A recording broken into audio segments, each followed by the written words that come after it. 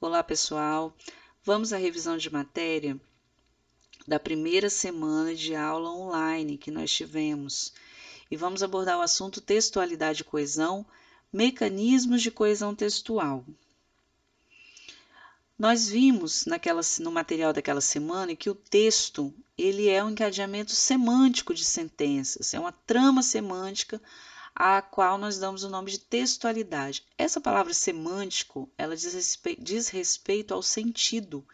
Então, o texto, ele não é um conjunto de sentenças unidas ali aleatoriamente, digamos assim.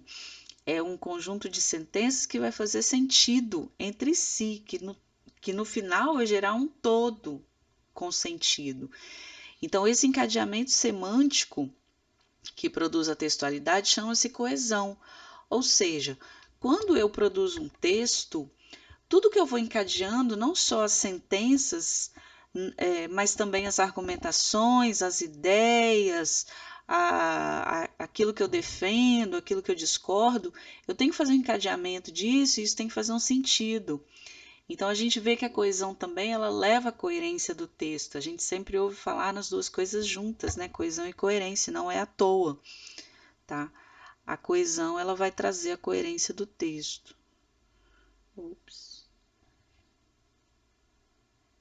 Mudando de tela. Então eu tenho um exemplo para começar bem simples. Pegue 3 maçãs, o exemplo dado pelo autor, coloque-as sobre a mesa.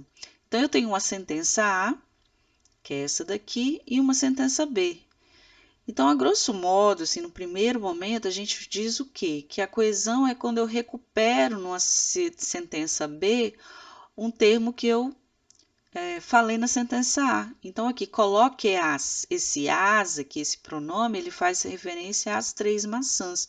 Coloque essas 3 maçãs sobre a mesa. Então, isso aqui representa um primeiro mecanismo de coesão textual. Quando nós falamos, na nossa fala, nos nossos assuntos diários, nós temos muitos recursos e não temos dificuldade para criar coesão nos nossos textos. Mas na hora de escrever, essa questão ela fica um pouco mais complicada, porque ela exige mais atenção.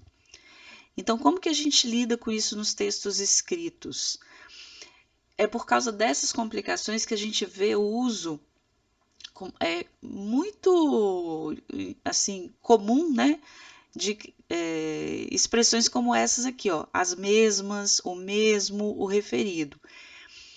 O autor do livro, né, que eu usei como referência para esse trabalho, e eu também concordo que a gente deve evitar o uso, tá?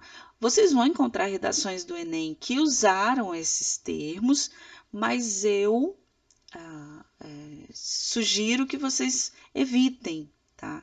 Evitem porque quando você usa essas expressões que já caíram no senso comum, você corre o risco de demonstrar que não tem um vocabulário assim tão grande. É claro, eu já encontrei essas expressões em redações nota 1000 do Enem. Não quer dizer que você vai tirar uma nota baixa porque usar a expressão dessa uma vez.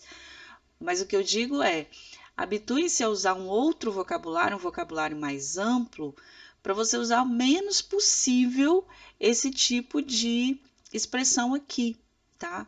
Porque aí você vai ter uma riqueza vocabular no seu texto, que essas expressões muitas vezes não trazem, ok? E agora?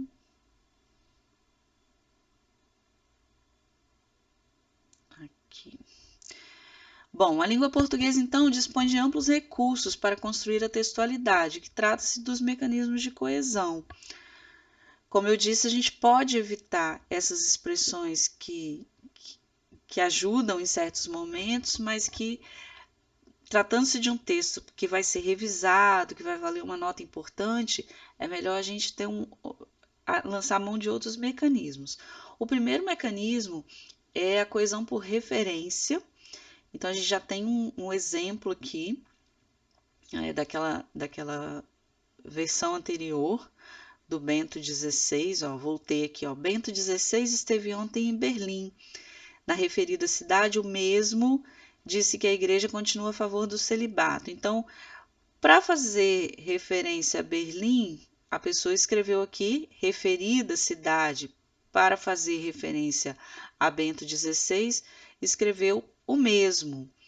E se a gente usar uma coesão por referência, ou seja, se a gente trocar por um pronome e por um advérbio de lugar, a gente tem uma construção assim. Bento XVI esteve ontem em Berlim. Lá, né, ele, Bento XVI, diz que a igreja continua a favor do celibato.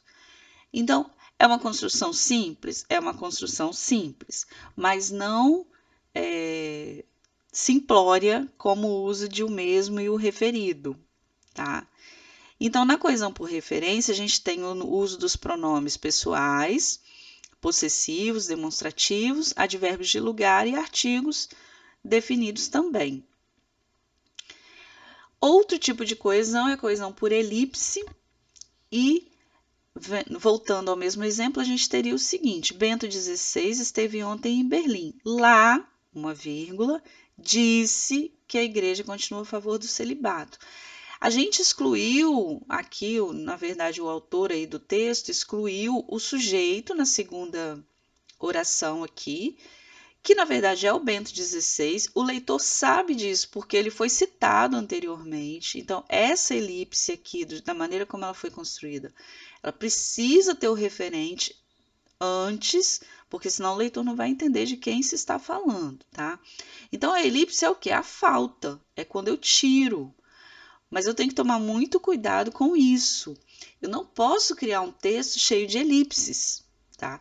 Eu não posso simplesmente sempre colocar o verbo, né? Bento XVI esteve ontem em Berlim.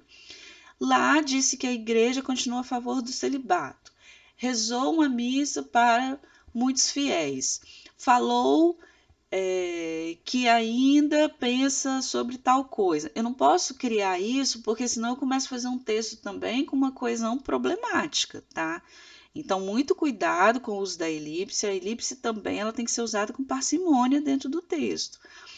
Quando vocês tiverem que analisar um texto, numa questão, por exemplo, de Enem, que perguntar sobre elipse, corre e procura o verbo, tá? Sempre procura o verbo e veja se o sujeito está presente ou se ele foi não oculto, elipsado, vamos colocar assim. E se ele foi retirado aí por elipse, tá? E aí, no caso, vocês têm que saber, como leitores, indicar justamente o sujeito a qual se refere, tá bom? Mas muito cuidado no uso da elipse na hora de produzir o texto. Não vai fazer tudo por elipse, não.